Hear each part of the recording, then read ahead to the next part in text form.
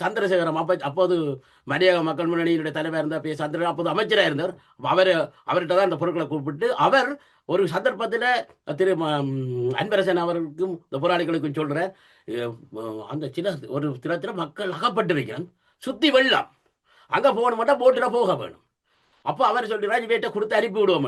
அந்த போராளி அன்பரசன் சொல்றார், அந்த போராளி சொல்ல இல்லை நாங்கள் மேலே கொண்ட மக்கள்கிட்ட கொடுப்போம், கையில கொடுப்போம் இதுல போகலாமா அங்க போட்டுல ஏறி இவர்கள் போகிறார்கள். போன உடனே மக்கள் அங்க கண்டு வரவேற்று சிங்கள மக்கள் இல்லையா? சிங்கள மக்கள், சிங்கள மக்கள், சிங்கள மக்களோ அன்பானவர்கள் பண்பானவர்கள் என்று மிக அட்டவணைச்சு கட்டி விரிச்சு அவர்கள் அழுது உணவுப் பொருட்கள் அவர்களுக்கு கொடுக்கப்பட்டது. திரு சந்திரசேகரன் போட்ட திரும்பி வருகின்ற போது இப்படி தலைவர் உங்களை வளர்த்திருக்கிறார்களா? இன்னொரு பிரதேசத்துக்கு போட்டுக்கிட்ட போது வெத்திரமான போடப்பட்டது. நீங்க அந்த படங்களை பாருங்க, போராளிகளுக்கு வெத்திரமான ஓட்டி சிங்கள மக்கள் வரவேற்றார்கள், வரவேற்று அட்டி அணித்தார்கள். அப்படி கொண்ட நிவாரண பணிகளை எங்களோட தேசிய தலைவர் மனிதாய்வான. ஆனால் அந்த நேரத்தில் ஒரு படம் ஒன்று வந்தது, திரு அன்பரசன் திரு எழுதினார்கள் போட்டில இருந்து உணவு குடிக்கணும் சிங்கள மக்களுக்கு போட்டை கொடுக்க. அந்த நேரத்தில் அந்த படம் அது இப்போ ஜனாதிபதி அவர்கள் இப்போ போட்டில் கொடுக்குற பணம் பெறுகின்ற கூட எனக்கு அந்த ஞாபகம் வருது. தேசிய தலைவர் இப்படி ஒரு மனிதாபினத்தை அந்த நேரத்தில் காட்டினார். அவர் வந்து உங்களிடம் இந்த கேள்வியை கேட்கலாம் நினைக்கிறேன். தென்னிலங்கையில் ராணுவத்துக்கு எதிரான ஒரு யுத்தம், தென்னிலங்கையில் இருக்கக்கூடிய ராணுவம் தான் வடக்கு கிழக்கில் நிறைவும் அவர்களுக்கு எதிரான யுத்தம் இடம்பெறுகிறது. ஆனால் ஒரு அனர்த்தம் வந்த போது அவருடைய மனம் இப்படி மாறுகிறது, அவர் இப்படியானவரா என்கின்ற கேள்வியை பலர் கேட்கிறார்கள். இப்படி நடந்ததா என்று எம்மிடம் இருக்கக்கூடிய பழைய இளையவர்கள் கேட்கின்றார்கள்.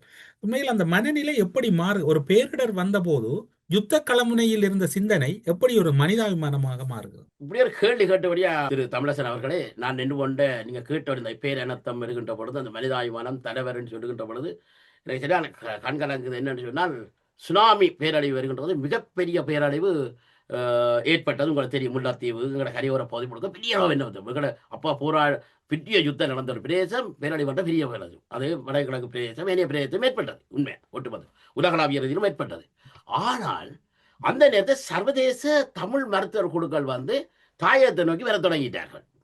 தாயகத்தில் இருக்கு சர்வதேச மருத்துவர்கள் நிறைய பேர் வந்து உதவி செய்ய வெளிக்கிட்டார்கள். எங்களை தாயகத்தை நோக்கி உங்கள் தமிழ் உறவுகள் வெளிக்கிட்டுக்கிட்ட பொழுது அப்போ கொழும்பில் தலைவர் அப்போ கொழும்பில் ஒரு அவையில் ஒரு அலுவலகத்தை உருவாக்கினார். சர்வதேச அந்த வைத்தியல் ஒருங்கிணைக்கிற அலுவலகத்தை கொழும்பில் நிறுவனம். அப்போ சாதாரண பேச்சுவார்த்தை காலப்போது நிறுவி அவர்கள் இந்த இனப்பரவலாக கொழும்பில் இருந்து அப்புறம் எல்லாரும் அங்கே பன்னிக்கு வருகிறோம்.